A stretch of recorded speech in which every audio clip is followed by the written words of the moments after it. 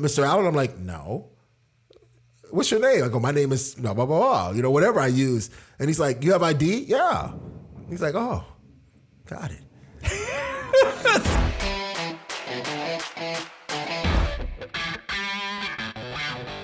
Hey, this is Matt Cox and Zach. And we are answering subscriber questions. So this is it. Yep. Let's go. So what's a good question? More and more questions for Zach, which it does hurt me a little bit. I don't think it's that many. Right here, it's a little. I don't think it's that many. Right here in my heart, it hurts a little tiny. bit when I hear guys say, "You're awesome, Zach. You're amazing. And then one guy was like, oh, and I love you too, Matt. Well, that sounds like that was just like threw me in there. That was a pity. That was out of pity. Out of pity. So what's up? Oh, well, here's what's your favorite thing to eat? Who, me? Yeah. Bacon. I answered that guy. Bacon. You answered that guy I did before? That guy. Yeah, when I saw it, because I didn't realize, right? Because I posted that comment. What is it? The community comment? I posted a community comment saying, hey, ask us questions. And that came in right away as soon as I commented it or put the comment or put the notice up. So I didn't think it was the same thing. And I answered it. And then I thought, oh, wait, I'm not supposed to be answering these. But yeah, I've said bacon. Oh. Like bacon scallops or something like that. I would eat. Bacon and bacon wrapped scallops? Oh, my God. Scallop wrap. I didn't even know they did that. It's amazing. They're amazing. You know who used to have them? Who used to have those? They were great. Bonefish Grill. Bonefish? Oh, I got to try that. I don't think they have them anymore, but they'll make them for you. Because when I got out of prison and I went to Bonefish Grill for the first time, and it was still, by the way,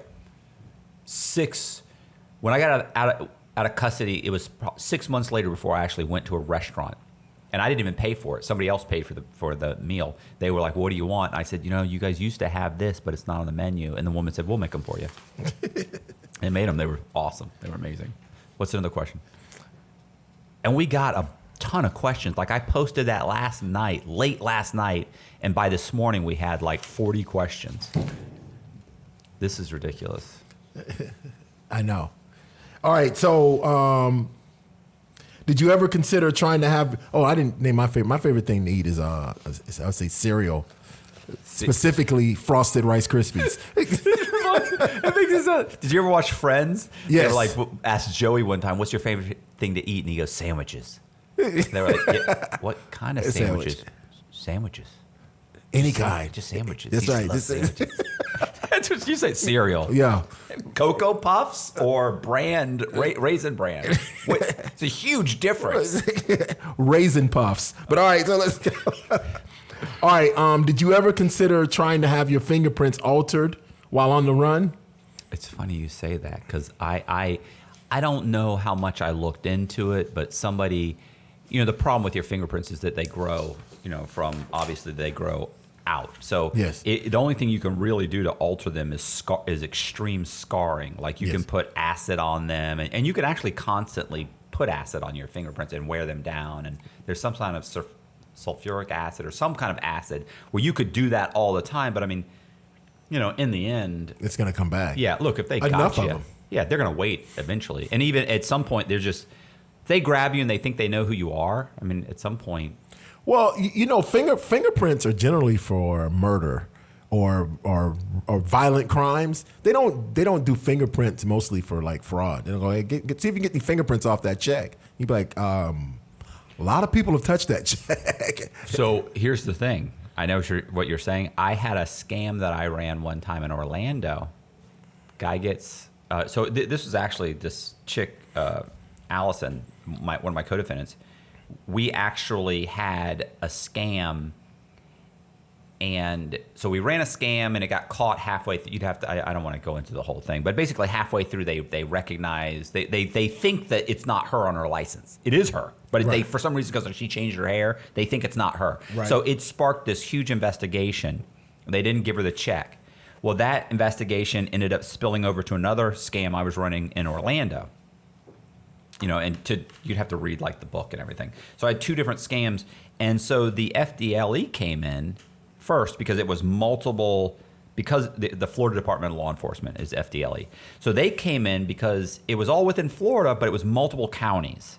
So Tampa PD can't be investigating something in Jacksonville. Right. So the FDLE came in, and one of the things he did was he actually did dust everything that Allison had touched in order to see if he could get prints. Right.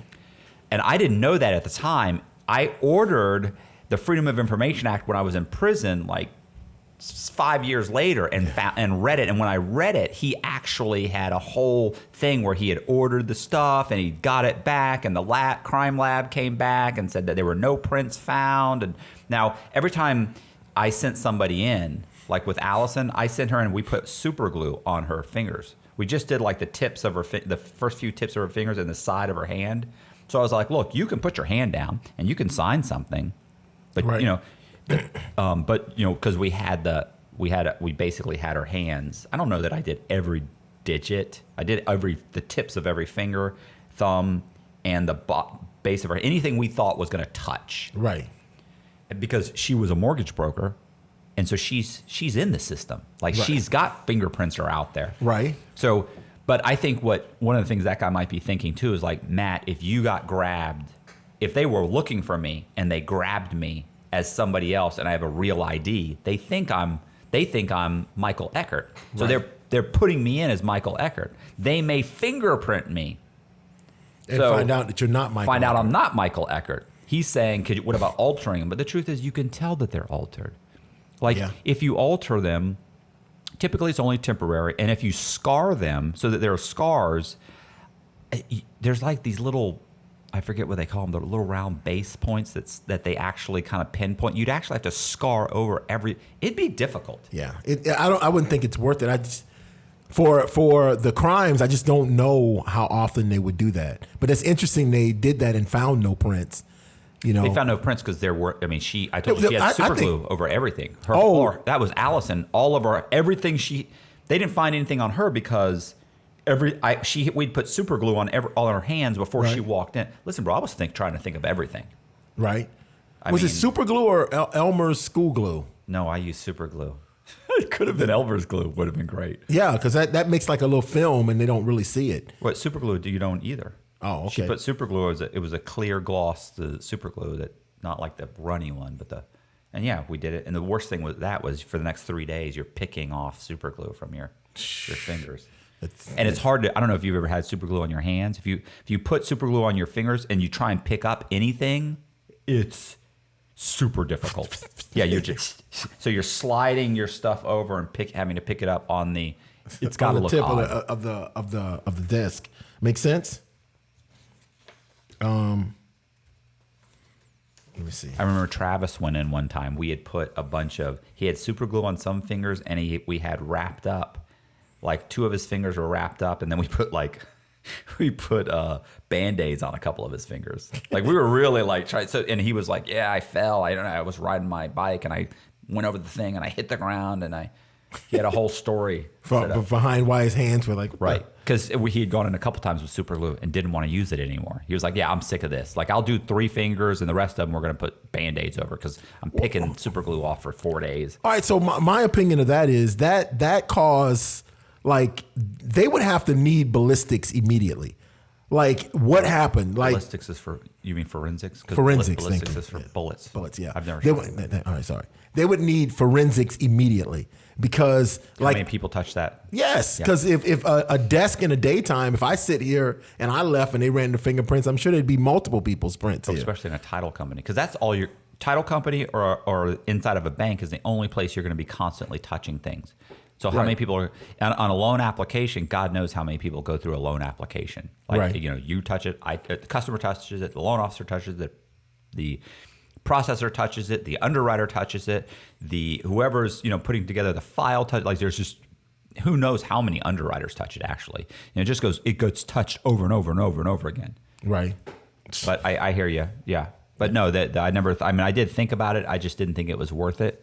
Plus, I was so arrogant. I thought they're never going to catch me. I don't need to go. Did you really crazy. think that? You thought? I really thought I was never going to get caught. Keep in mind, the few times I've been caught by banks and lawyers, and I'd always talk my way out of it. I've been handcuffed, taken down to the police station, talked my way out of it. I've been, in South Carolina. Remember, I got arrested handcuffed in Wachovia Bank. You told me about that. Brought downtown, talked my way out of it. So, I mean, you got to think my confidence level on my ability to talk my way out of something is through the roof at that point. I remember that story. Hopefully we cover that. All right, what's the biggest or weirdest thing you saw flushed down the toilet in prison? Other than what, drugs? Yeah, well, drugs. I mean, you've heard the story about there was some place in I want to say Arizona State Prison or something. They killed some guy and they cut him up and flushed him down the toilet. Piece by piece? Piece by piece. I've heard that story. I don't know how true that is. That can't be too true. What the biggest thing I've seen is a guy that they beat up pretty bad when I got to the pen, and he had a bloody sheet, and the guy goes flush it down the toilet. He's like, how am I gonna look? So what he did was he took the sheet and he flushed and just kind of funneled it. Yeah, and it kept flushing it. And it kept flushing. Got it all the way down there. Yeah, those toilets are something else. I know, but pretty powerful. That was the weirdest thing I ever saw. But yeah, he slid that down there. I'm gonna tell you Bro, we had such a vastly different experience in prison. Yes, we did.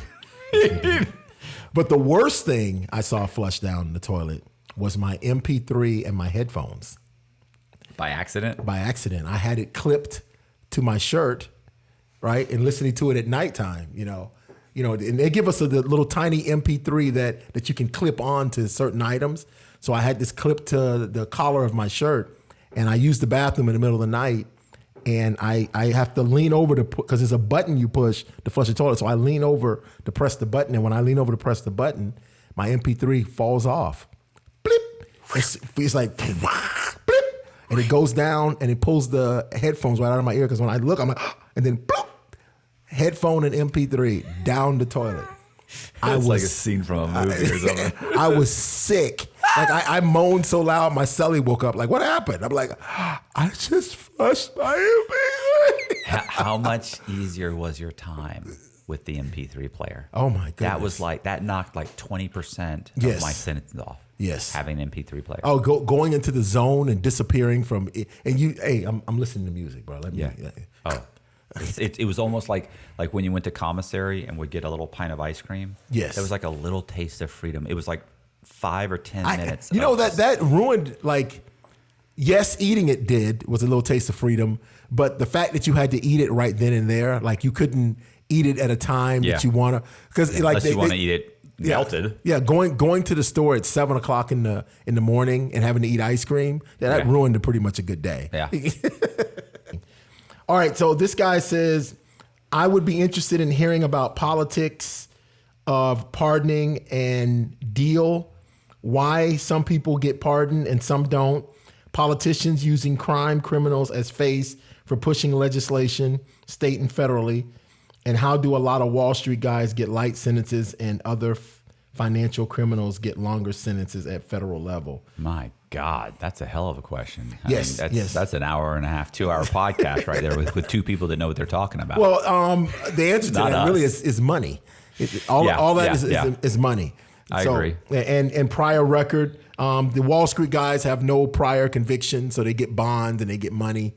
And believe me, and they can hire lawyers that can really, really tear apart a case. And the sentencing guidelines, they can the way the sentencing guidelines are written, they're extremely broad. Yes. Right. So take Conrad Black, for example. Yes. Conrad Black, take the same charges and the same dollar amount for Conrad Black, and most people would have gotten 20 years. Conrad Black got a few years, right? I thought he had 10. Right. He won in the Supreme Court. I know. That's what I'm saying. He won. Could you have won that case? No. Because you don't have the lawyers. You Right. can't pay a dream team of lawyers to fight the case. Now here's the thing. So that charge with that dollar amount, with all under the sentencing guidelines, and let's say he got 10 years. Did he get what? I mean, it was level. What's the highest level? 32. I don't know, but Yeah, it was. he got a huge sentence, right? So Yeah, what he, you're he saying? initially got a huge sentence. But it got cut. He only did a few years. Yeah, right. Like because 3 years. he won in the Supreme Court. Something that they adjusted, they legislated, and I think they made something in the sentencing guideline to apply to him. Right? Okay, they forced it to apply. They forced like mail fraud, like dishonest services mail fraud to apply to him, which it didn't. So he beat that. They then said, look, you cannot charge this guy with this crime because he doesn't meet that criteria. And as a result, he got let out, right? Yes. And they had to resentence him. When they resentenced him, he had to come back in for a few months, like 3 or 4 months, and then he left again. Oh, okay. Yeah, Have you met him? You met Conrad Black? No. I mean, I was like I barely missed him by like a few weeks in the low. Him getting out the second time or the first time? The first time. Okay. Because he got out. Then he had, I think, the first time. Then he came back, but he didn't come back to Coleman. He came back to another instance. He went to like Miami to the camp or something, or low, for a few months. But that's neither here nor there. Well, the point is that, so he got a big sentence, but he ended up serving very little time. Here's the thing. How many times prior to that had the federal government charged someone with the same crime it didn't apply to, and every one of those people did all of their time? So they did 10 years. They did 5 years that they shouldn't have. Until someone like Conrad Black comes along with a dream team of lawyers who can go all the way to the Supreme Court and explain to the Supreme Court that basically my crime doesn't fit this criteria. I shouldn't have been charged under this. Therefore, I should be released and resentenced. Right. So prior to that, for 20 years, people were being charged with that crime, doing all their time and getting out because they don't have the money to fight it. Well, what about, what's his name? Kraft. I don't know what that one. When with the prostitution, where they sat and they videoed him coming out of that salon in South Florida. You don't remember about that? Well, he got charged with solicitation. The owner of the Patriots? Yeah, the owner of the Patriots. No, I didn't hear that. You didn't hear about real quick, probably overview. He went into a massage parlor in South Florida, and they were watching that massage parlor. And when he came out, I guess they started recording the address or that his car would pull up and how long he was in there and he came out. So then they went in and they charged him with solicitation of like prostitution or even though they don't know what happened in there. Kind of, I think they arrested the girls and they kind of twisted the girls' arms. Well, they took him to jail. Well, then he hired some huge dollar lawyer who kind of came in and said, so tell me about your surveillance. They're like, yeah, well, we sat over here and we watched it for, like 5-6 hours or a whole day. And he's like, according to the law, if there's nothing going on, you can't just watch like innocent people doing innocent things. Right. You know what I'm saying? You have to have a suspicion of a crime. So if you watch them for an hour and a half, you got to stop. You know what I'm saying? So you weren't really suspicious of a crime. You're just going to sit, like I could watch you all day until you did something wrong and then arrest you. So they're like, you can't do that. So he brought into light the fact that when it comes to surveillance, that there's a limited time frame where they can actually sit and watch you do something innocent. All right. And turn that whole law around. He got that whole case thrown out based on that. Well, if it would have been one of us, absolutely no way a lawyer would have argued that point. No. Well, you have to think too, like, so when you get arrested, and so first of all, most people they get arrested. The first thing they do, if it's any kind of money crime, they come in and they seize everything you have. Well, if you're Conrad Black or someone, they don't. If you're a Wall Street lawyer who's got $30 million and all these different assets, they don't seize anything. Like typically, they come in, they arrest you or they indict you, they bring you downtown. They typically they don't show up with guns drawn. They knock on your door with a bunch of guys. They say, hey, look, you're coming with us. They handcuff you. They let you, they treat you way different. Yes. Because they know there's going to be a lot of lawyers involved. This guy's got money. And we can't get a federal judge to sign off saying we're going to seize 45 different accounts. Right. We're going to seize all this property. Because the truth is, we don't know how much of the fraud is covered in all of this, and it'll look bad because we know it's going to get publicity. We know the one thing Zach and I agree, most criminals will agree with, is the one thing that government does not want is press. Right. So if you arrest some Wall Street guy with a bunch of money, he can fight you. So now it's an even playing field. It's not an even playing field with some fraudster who's stolen $1 million and doesn't have anything in his name. Right. Or he's got some stuff in his name, but you're thinking we kind of feel like it's from fraud. So seize everything he has, because he's not going to get a lot of press. He's not. If we seize everything too, we put him in a bad position. He's going to have to get a public defender, because that's what happened. Like with me, they come and grab me. There's $700,000 in this account. There's $400,000 here. There's X amount of money all over the place. There's a bunch of assets, but guess what? None of it's in Cox's name. So we can seize everything. He has no choice but to go with a public defender. And the federal government, it's really not in the federal government. I think it's the Bar Association. I'm sure some lawyer can correct me, but I'm pretty sure the bar, there's things called certified trial attorneys. Right. Okay. So like less than 3% of lawyers are certified trial attorneys, which means that they've spent X amount of time actually in the courtroom. Right. All right. So that's one thing that's a list that's out there by the bar. But there are other lists that are held by the U.S. Attorney's Office and insurance companies where they say, how often has this attorney gone to court? Trial. So think about it. They know that Zach's an attorney. He's a federal public defender, or right. he's under the federal public defender program where he's put himself up there to represent criminals. But we also know this about him. Yeah. He's never gone to trial. He's been trying cases. He's been taking cases for 15 years. He's never actually tried a case. So guess what? If Zach gets appointed that independent attorney under the federal defender program, so he gets appointed that lawyer, Zach can't go to trial. He won't go to trial. He'll take any plea we offer him because his attorney might bitch and moan, but we know in the end his own attorney is going to convince him to take the plea. Right. Because when we get to a point where we say that's the least we're going to offer him, we'll just go to trial. We know the attorney's going to turn to Zach and scare the hell out of him. Man, you can't go to trial, bro. They're going to give you 30 years. You got to take this plea, because he doesn't want to go to trial. You know why? He's never been to trial. He doesn't really know how to do trial. He's terrified, and he's never done trial. He's not going to do trial. Right. So he's going to convince his client to take a deal. So we're going to give him 10 years, and he'll sign the 10 years because we know his lawyer can't go to trial. He's terrified. Yep. And that's what happens. And that's what happens in law. Like for instance, you get into a car accident, and your lawyer comes in, and you go with this lawyer, and that lawyer goes to State Farm Insurance. State Farm's insurance adjusters go, who is this? Oh, been going 30 years, been to trial twice, lost both times. Hasn't been to trial in 15 years. He ain't going to trial. Then they go and they offer Zach $100,000 for what should be $1 million settlement. Right. Zach's own lawyer convinces him to take the $100,000. He should be $1 million, but the title, they know. He's got poor representation. Well, then that infers that the entire system is screwed up, because you're right. No. Stop it. I won't sit here and listen to you talk bad about the justice system in the United States. You're right. You're absolutely right. Yes, that's what that kind of infers. And then the fact that these lawyers just take money from insurance companies who jack up the rates of the people who have to have insurance. It's you know how many times I've been in prison and met some guy who got 7 or 8 years for like $30 million, $50 million. What? Just a few years. And I'm sitting there going, I got hit with $6 million and I got 26 years. How did you get 7 years? Well, it was this crime, or it was that, or went to trial on $6 million. Went to trial and lost and got like 12 years. 12 years? You went to trial and lost and got 12 years. Well, I had very good lawyers. And you're right, you did have good lawyers. Right.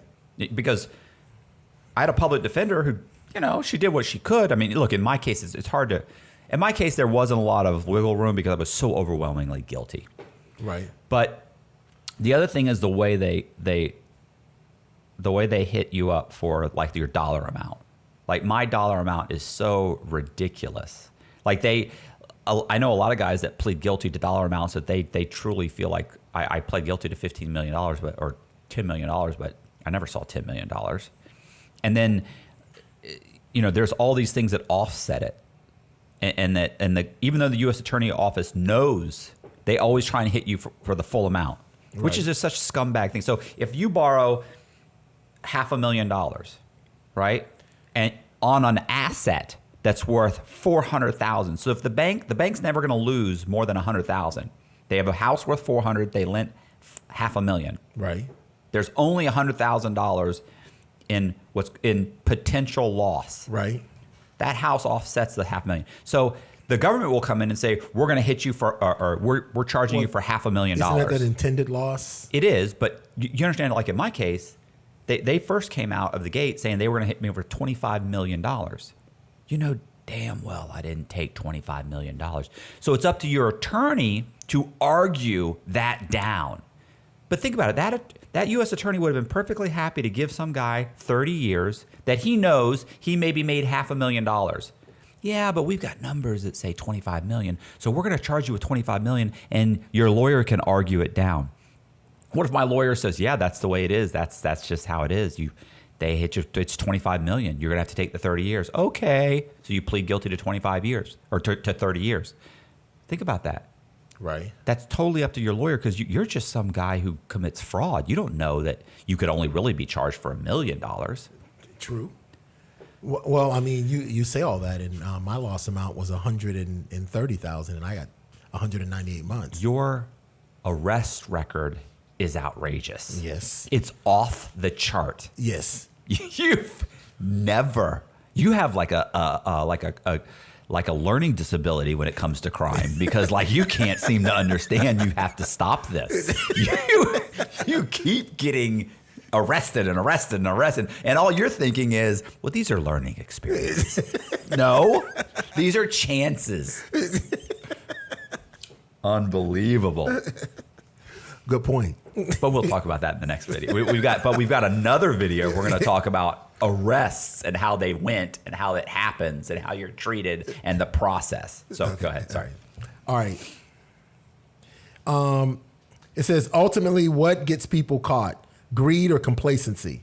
Or is it extingent factors, women, kids, that hold people in one area that ultimately lead to their arrest? What do you think? I think it's more complacency than greed. Because the greed is what leads you to the pull off what you're pulling off, and it what puts everything together. And initially, when you do it the first time, you're watching everything. And when it works, you're kind of like, okay, cool. So then you might go the second and third time, and you kind of get complacent and forget to cover certain items that are very important. Yeah, I definitely think you become emboldened by your success. Right. And that's part of it. Obviously, look, I think part of it is the same thing. Part of it is driven by greed. You need the money or you want the money. Sometimes it's necessity. Sometimes you're just in such a horrible situation. You see a very clear path to making a bunch of money, and so you take that. You take that path. But I think what happens is the more emboldened I got, the more crime I got away with, the more emboldened I got. Yes. Like I did constantly think, fuck it, I can do this. I can get away with this. I can do this. I can do. Yeah, I'll go in the bank. You said earlier that you didn't think you would ever be arrested. Like they're never going to catch me. Absolutely, because every time they caught me and I talked my way out of it, I thought, man, I'm good. I know what I'm doing. Like I'm good at this. There's never going to happen. So it did. It kept getting. My arrogance kept getting higher and higher and higher. And I'm not sure that makes sense, but I think also, everybody always, it's always like, oh, a woman, a this, a that. Okay, well, look, you were gonna get caught eventually. Like you can't say like, is this one chick told on me and that's why I got, or my buddy got. You were gonna get caught anyway. Eventually, you're gonna get caught. How many law enforcement officers are there out there? You know what I'm saying? And they're looking at you, and they're looking for this, and everybody's looking out for this. I mean, eventually, to think you could do this forever, I think the only way to do it is to do it successfully, and stop. Get away, and then just stop. And then you've got a chance. Yes. Like what? Yeah, I don't. It does the noise. Do you hear this? I hear it, yeah. Can you hear it on the? It's tough to tell. It's tough to differentiate between here and what I'm hearing. You're right. Yeah. And I knew this eventually that was going to. That's why I have to get into a bigger place, a house where I don't have neighbors. Or no Saturdays. You got to do it. Yeah. Well, the thing is, like, that's the dog. Like, that's the dog. That's a bone. Like the dog Oh, really? When he gets hyper and he'll run around, he'll pick up the bone and drop it, pick up the bone and drop it, and he's playing with the bone. So, but I don't think you hear it on this. If anybody hears the bone dropping upstairs, the boom, boom, let us know in the comments. All right, this one's for me. It says, much respect, brother. My question is, have you ever considered becoming a pastor so that you can legally scam? The way you talk, you would be very believable and good at it. This I gotta hear. No. I've often thought of becoming like a motivated speaker. Motivational speaker? Motivational speaker. Thank you. Wow. I don't know what I know that. And my you English is horrible. And you worked for. He worked for Anthony Robbins. I was going to say Tony Robbins. Yeah, Tony Robbins. I think Is it? it's Anthony, Tony. I mean, Anthony Robbins or Tony Robbins. He actually worked for him for what, 18 months? Motivation. Yeah. That's pretty. Did you know that? No, when was that? Yeah, bro. That's why I want to tell him. I want him to come one day when he has like 2 or 3 hours and can tell his whole story. It's insane. This was in the 90s when he had his Got fired from Anthony Robbins by Anthony Robbins, and said when he was done, firing him, he said I felt really good, like I was going to go on and be successful. Like this is the best firing I'd ever had. Like that was motivating, huh? I'm out of a job, but damn, I feel good. I feel like I do have a future. Not with him though. No. Elsewhere. Yeah, we'll have to do a whole video on that. Oh, we got to. After the full story, do like a. Oh, that's part of his whole story. That's part of his story. Well, it was his train the trainer, where he was training people to train people. He had this whole program going, and I think I was like, I in my opinion, I was the token. You know, it's like I think back in the late 80s, early 90s, it's like, hey, get a black dude. Okay, got one, cool. Yeah. We are integrated. Yeah. What's the next one? Okay. But no, I never thought about becoming a pastor, but I have thought about becoming a motivational speaker. Nice. All right, what's it like going into the bank now after you've been out of prison for defrauding them? Having a BOA, a Bank of America account now would be hilarious. Yeah, you can answer it first because I've opened a Bank of America account. I didn't try them. Yeah, I did. I tried to open a secured Bank of America account. I sent them the money, and they sent me. No, I didn't send them the money. So sorry. I applied, and they just came back and said not interested. Now, granted, I do owe them $2 million. I feel like they're holding resentment. It's like get over it. It was like 20 years ago. It was like 17. Oh no. FDIC. The FDIC gave you your money. Yeah. It was like 15 years ago. Right. That I so whatever. They're just they're holding on to it. So one, they wouldn't even let me open a secured credit card. I did go and open up a business account with them.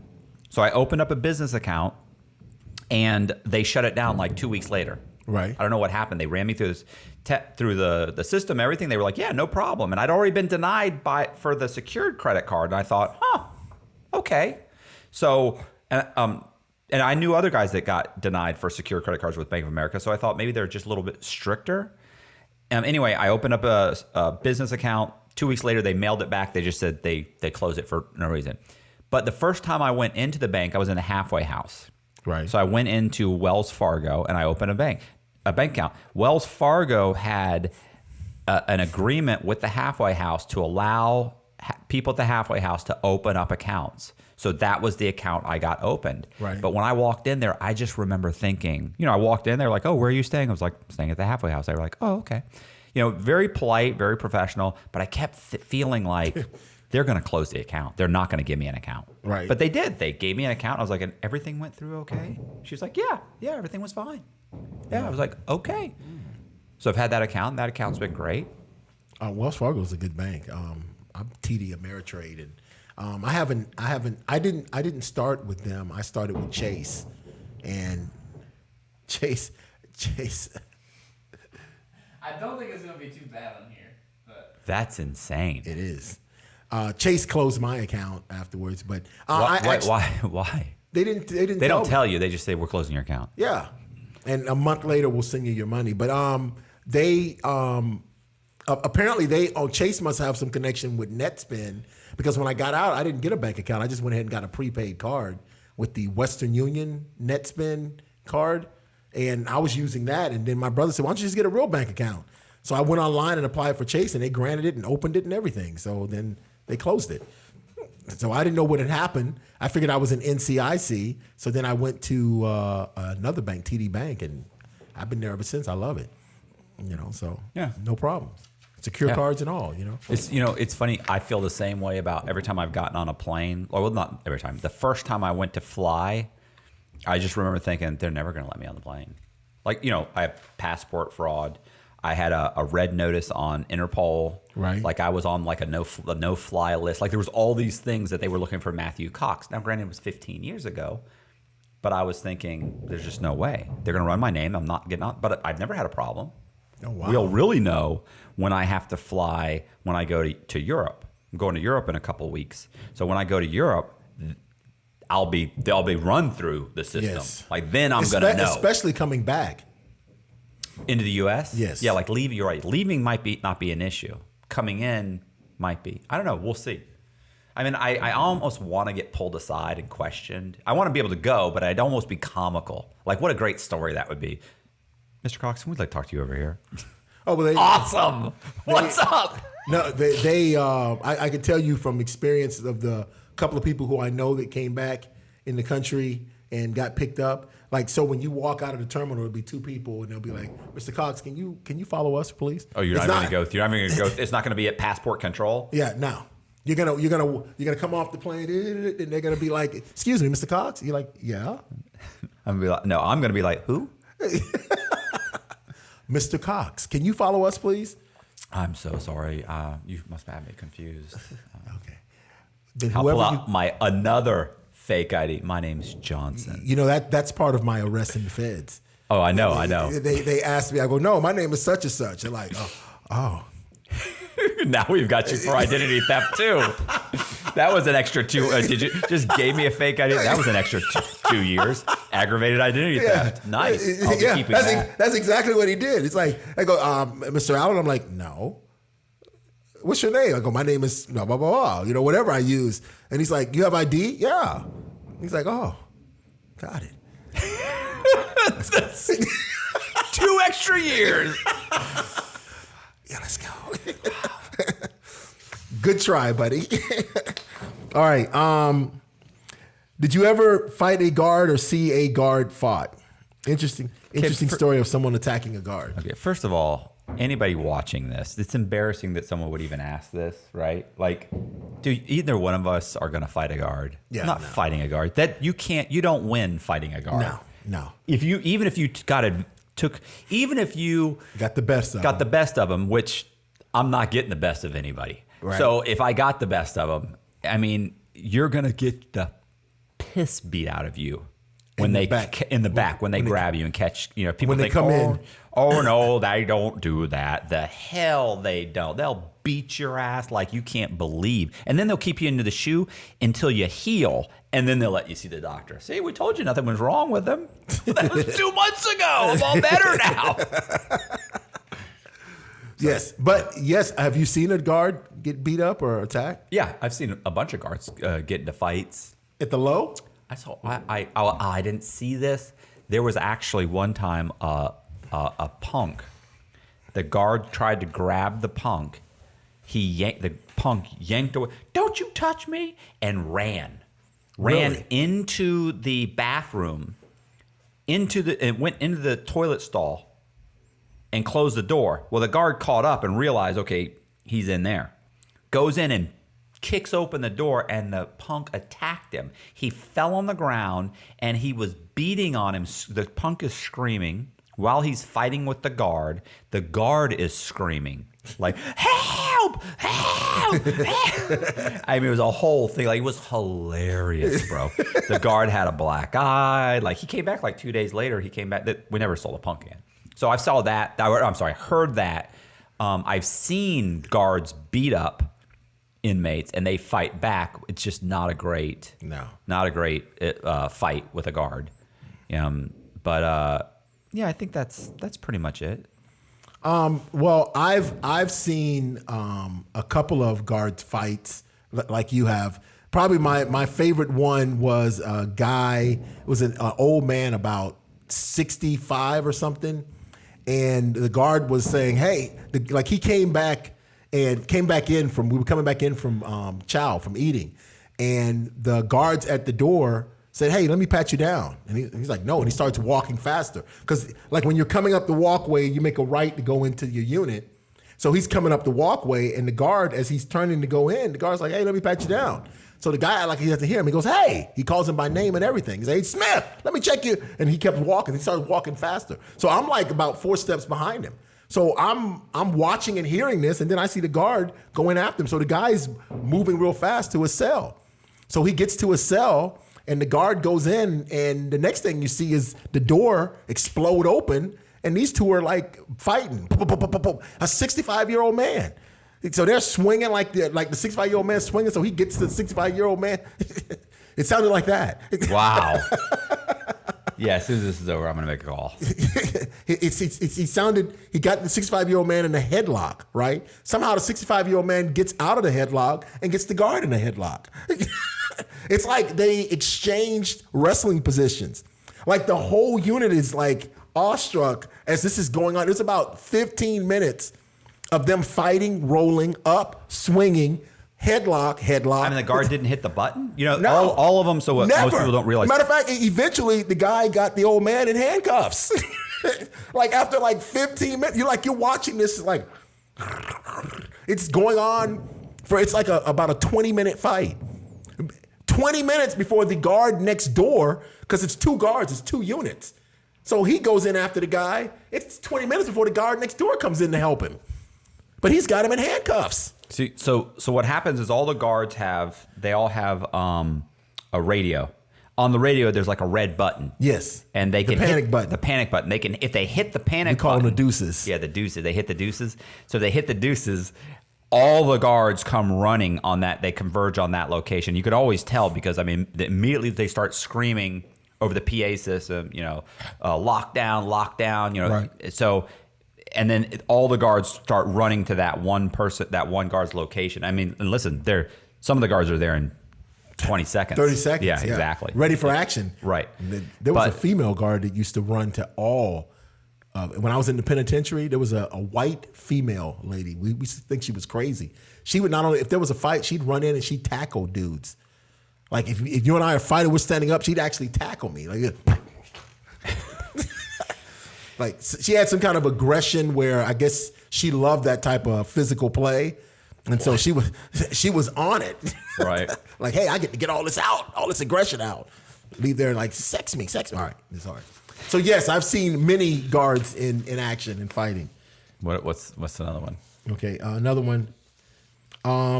Matt, I remember you said your one-time friend got caught up in Orlando and snitched on you.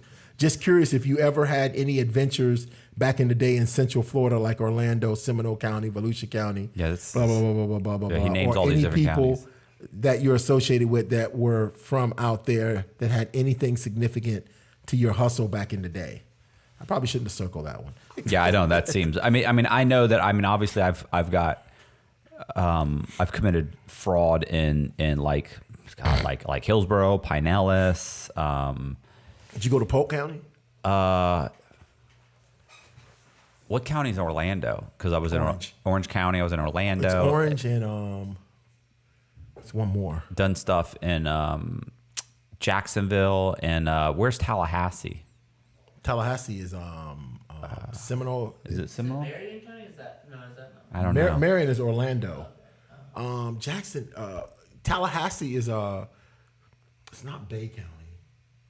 I think Bay is Fort Myers, Fort Walton Beach. Tallahassee is I want to say Seminole, but I'm probably lying. It doesn't matter. And the point is that it, you know. So I mean, yeah, I've got a bunch of different counties in Florida that I've done fraud in, real estate fraud. The bulk of that fraud was real estate fraud. I mean, but I'm not even sure what the rest of the question means. Like, are there people in those counties that, no, there's nobody that was in the counties. Like I went to the county because I was trying not to consolidate the bulk of my fraud in just Hillsborough County. So obviously I was traveling to different counties hoping to kind of, and by the way, that's an enhancement, changing jurisdiction to evade detection. Yes. Like to me, that's just wish you do. But apparently that's an enhancement. You can get an extra few years for that, which I did.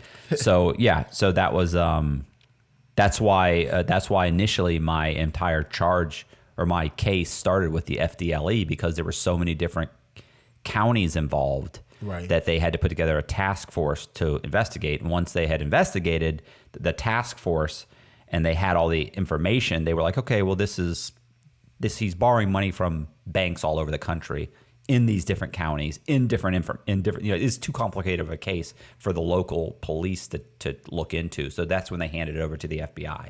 That was my first case. That's not true. That was my second case. That's your second case? Sorry, but go ahead. All right. Are you able to disappear or erase your tracks right now? Is there someone that makes that service Breaking Bad style? I mean, in Breaking Bad, don't they have like some seedy underworld guy that can turns these guys into like ghosts? Like they can eliminate everything on There's not really that I know of a person that can do that. There are sites called that site called Reputation.com. So Reputation.com, they actually, what they do is they don't eliminate things on the internet about you, but they'll post so many things with your name in it and your basic information on you in it, that they push any derogatory information down like 15 or 20 pages. So if somebody's looking for you and they're looking for your charge, right? And there's multiple blogs and different types of websites that you're mentioned on. Every time somebody's not going to go 15 pages. There's 20 per page, 15 pages. They're not going to look for 300 different, different information, whatever you call it, things that came up to try and find your arrest. So they're going to click on the first one. It's like, okay, well, this is some blog from 5 years or 2 years ago about this guy that they met and blah blah really? Blah. That's an interesting service. Then they go to the next one. It's called Reputation.com, I think. Oh wow! And they go to the next one. They go to the next one, and then this is a little like you can pay more and more. Like this is an article that mentions him in it, and stupid stuff. But they flood the whole internet with that, and they push all your bad stuff down. I know this because there's a bunch of fraudsters and con men in prison, and all of them were like, I'm going to that. They're all trying to cover up everything. They want to get rid of their charges and change their name and do this and do that. I'm going to go to Reputation.com and have them, that way they will bury anything that came out on me that was in the newspaper. And, so there's that service. The more you pay, the more stuff they can flood it with. And that's what, so they actually do the opposite of erasing. They just kind of overwhelm it, which is because you can't get rid of it. Like you can't go, like if there's something on my website and your name's on it, you can't get rid of that. There's just no way. Somebody has to hack into the website and get rid of this. Like you can't go into this server, and that's populated on numerous servers. So there's just no way. So what they do instead is they just overwhelm them. And they're like, okay, wow, there's 20 pages on this guy. Right. And think about it like this too. Like for instance, I had a friend that she signed up for to become a Wikipedia. It's a Wikipedia reporter, because people think like Wikipedia is like 100% like legit. Like, oh yeah, it's all vetted and it's this and that, and it's really not. Well, it's an encyclopedia online. See, you're thinking the same thing. You're thinking, no, it is. No, it's not. It's independent. So they have a small staff of people that do a little bit of vetting, but the bulk of Wikipedia is written by independent Wikipedia reporters. And so what happens is you could sign up and say, hey, here's why I want to be a reporter with Wikipedia. Because I've done this, and I used to write for my college newspaper, and and you can put a little bio together, which can be complete BS. Right. And then you then go on several different Wikipedia pages, and you can change it on Wikipedia. You can go in and say, hey, guess what? That guy did get 26 years, but he was recently released. Right. And then you put a link, and if they check it, they go, hey, that was good information. We're adding what you wanted, and we like that. Right. So if you can change, let's say you change 5 or 10 different Wikipedia pages, and they see that you're credible, they'll now make you an official Wikipedia reporter, and you can write Wikipedia pages. So you can start putting up Wikipedia pages. I could write a whole Wikipedia page about you. And so now I've written a whole thing, and then they'll vet it. Well, where'd you get this? Oh, you got this from this newspaper article. Oh, you got this from this book about him. Oh, you got this. And they'll kind of look there and they'll go, you know what? This is a good one, and they'll post it. So what I'm saying is a lot of that can be done. They have Wikipedia. And then they have Wikipedia people. Wikipedia people. Right. So you could actually sign up, and so imagine what you can do with that. Once you do that, there are other websites that will go in and take that information and create their own. Right. Does that make sense? Yes. So more and more, so it comes up more and more and more on you. Like you can almost do it yourself. Right. You could also write a small article about yourself and post it on multiple blogs. Like you can start forcing stuff down on you because this is more recent stuff. And if you look at it a lot from different IP addresses, it populates higher too. So it pushes everything down. I like that, though. That's a smart comment. That's really basically all the good questions. Was there one about, there was one question I know some guy had asked about, like, are there any crimes that you came up with in prison? I think that was the last one. Remember I told you I used to walk when I got no, that was the other podcast I did that on. No, that's not on this one. Well, there was one guy, I remember I read one question where it's like, are there any crimes that you came up with while you were incarcerated? And I know, because I know I read that one, and I was like, you know what, I could do a whole podcast on that, because it'd be kind of like the tax scam, right? And just how, because you had done the tax scam. And we were going to talk about how it's kind of dried up and why it's dried up, and then how it's evolved and different versions of it that I saw while I was incarcerated. Right. And then, different ways that it's slowly evolving. And anyway, so that's like a whole podcast on its own. And we're actually going to do a podcast on that. And it may be after this podcast. I don't know. That's up to Colby. But anyway, it'll be something about the tax scam, or it'll be called something about tax scams, or income tax scams or something. I don't know. It'll be titled something tax scam. So we'll check that out next time. And are we good? Yeah. Okay. So that's it. All right. So my name is Matt Cox, and that's Zach. And we just did a podcast. And so if you like the podcast, hit the subscribe button, hit the bell, share the video. Can you imagine? You'll be doing this soon.